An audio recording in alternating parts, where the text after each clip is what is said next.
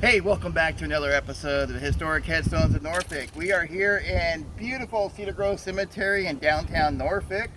This is our first video here. We haven't done a video here yet. It is the oldest city-owned cemetery in Norfolk. Opened in 1825 and it is now officially closed to new burials. Today we are going to be talking about Edward James. This is a very unique story. I've never told a story like this before. Edward James was born October 24th, 1906 and was found dead sitting at a desk in the room where he was born. Edward was a wealthy clubman in Norfolk and the most eccentric. He had an office in the old homestead of his family house where he lived. He had two servants that worked in the house who lived in the rear. But no one has ever entered the house except the servants, since Edward's two sisters have died about 10 years before he passed. So when they died, he inherited this big house. But he kept everything as it was when they died. He only used a couple rooms of the house, everything else stayed the same. Edward was in the habit of going into the room which he used as an office every morning, locking himself in all day, never disturbing the rest of the house. It was known that some days he would stay in there until 10 at night. Some days he would come out and do his business transactions at the front door. Mostly spent his time as a hermit in his office, while at night he became a clubman, being very popular in Norfolk and Richmond. He was a hermit during the day, but at night he came out and partied at the clubs back in the Victorian period, late Victorian period.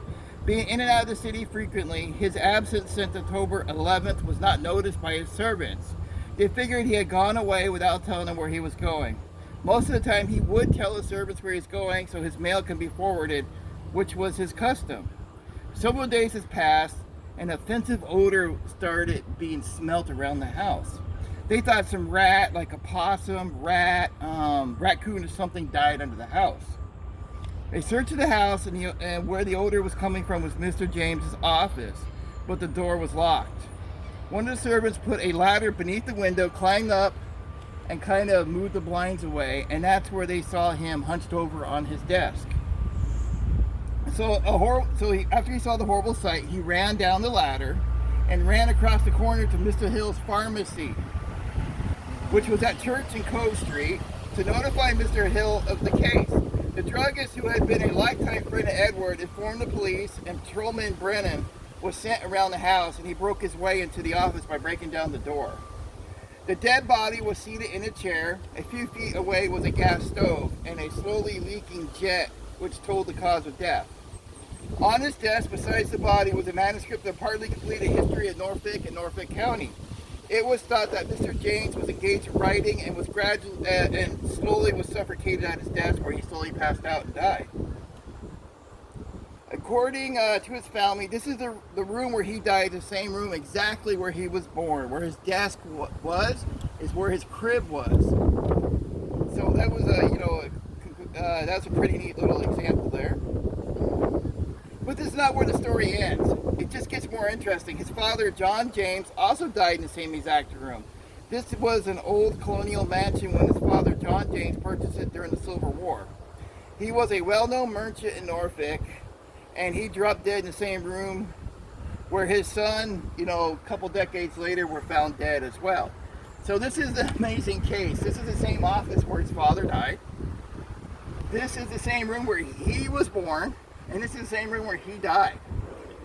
So how many times have you heard about a father dying in the same room, the son being born in that room and dying in the same room? I wonder who else had died in that room after this.